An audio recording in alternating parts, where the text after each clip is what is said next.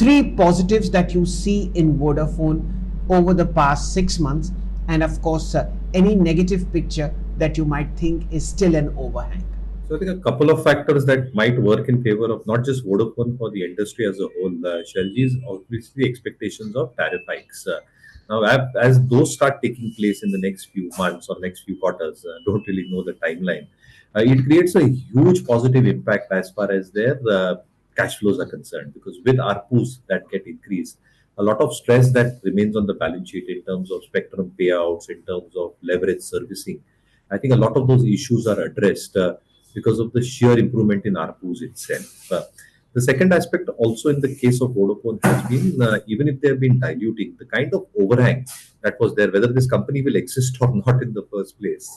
The promoter infusion as well as equity infusion that has taken place. Yes, dilution has taken place that might have some impact on earnings, but it is also taking care in terms of both aspects, in terms of the capex spends that Vodafone would need to do on the 5G infrastructure. It is clearly lagging behind Airtel and Reliance significantly.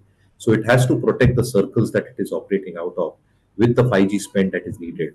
And this raise will probably help it in the 5G ecosystem infrastructure and help retain its customers. The only negative side that I probably see is the kind of debt that is there on its books. And how is it going to service that debt? How is that going to come off over the next few quarters? If they're able to successfully navigate and mitigate this sole risk that exists on the balance sheet, numbers will show improvement and the stock will itself show a re-rating. So I think a couple of positives, and debt becomes the biggest overhang onto the stock.